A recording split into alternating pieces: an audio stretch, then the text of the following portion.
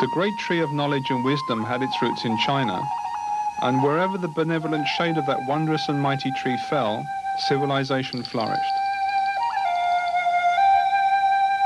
Protected from the barbarian by a great wall to the north, over the centuries a culture developed that was the marvel of the world. Scholarship flourished. Literature, medicine and military strategy were invented, then improved upon generation after generation. As the Egyptian, Etruscan and Roman empires rose and fell, the Chinese continued to develop a unique society that was decades, indeed centuries ahead of all others. Advanced agricultural methods allowed the toiling masses of peasants to feed the nation. Monuments of unparalleled beauty and complexity were constructed that would be copied throughout Asia. Buddhism was enthusiastically embraced by millions of Chinese. Medical concepts and techniques were developed that survive to this day. Physical conflict between individuals and vast armies was studied, researched and recorded. Individual centers of martial learning, notably the Shaolin Temple, existed and became the stuff of legends. We can assume that many such centers existed where young men were taught the art of self-defense. The achievements of the Chinese people were many. All contributed to the culture of the nation that for several millennia was unique. While the rest of the world slept the deep sleep of ignorance, China gloried in a civilization and in a way of life that would be unknown to others for many centuries.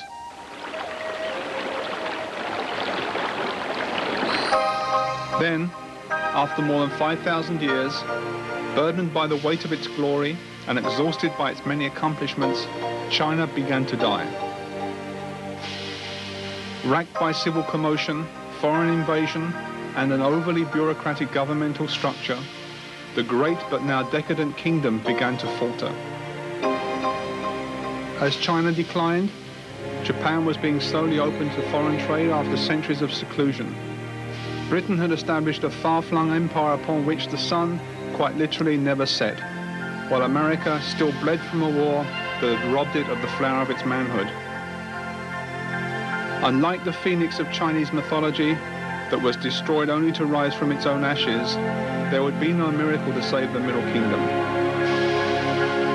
The seeds from the last blooming of the once glorious flower of Chinese culture would be scattered far and wide.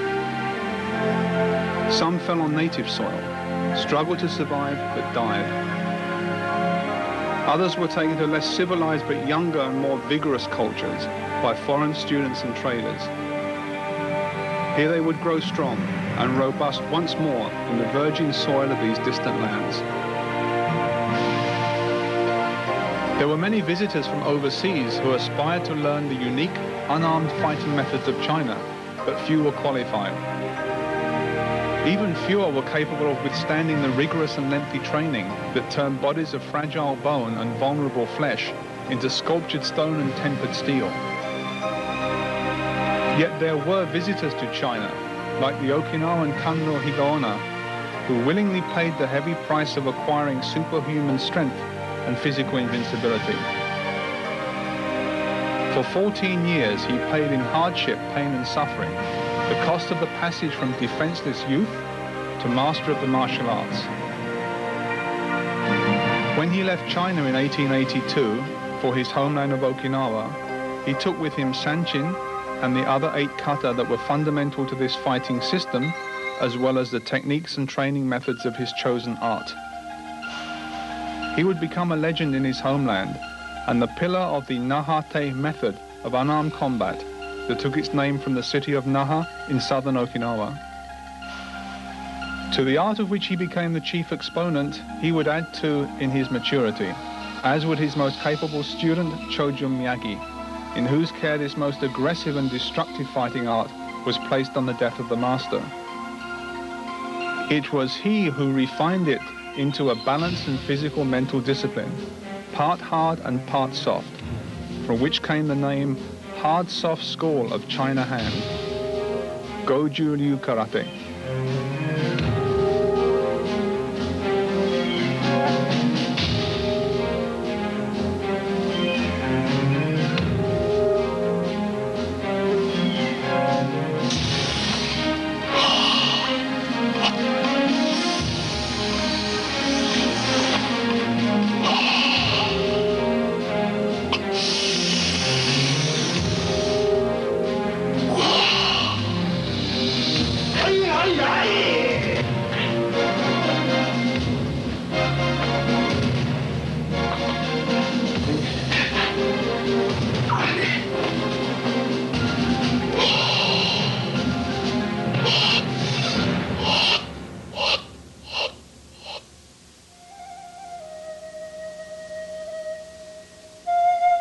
The Okinawans who inherited the art of Morio Higaonna were a sturdy people, much used to hardship.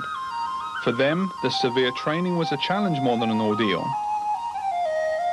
Te, and later karate, as it became known, was for people used to fighting a harsh environment very invigorating and produced a hardiness of spirit and a physical resilience that assisted them greatly in their day-to-day work as farmers and fishermen. The Okinawans brought a native energy and sincerity to all they did, and as a result, karate prospered greatly. It flourished to such an extent that, barely a century later, the knowledge that was so secretly transmitted from a Chinese master to his Okinawan student became the intellectual property of the world.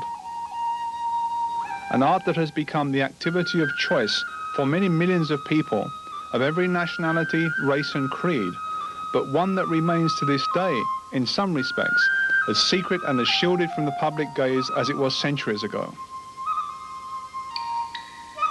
Morio Higaonna is a member of karate's inner circle, one of the most qualified and respected teachers in the world.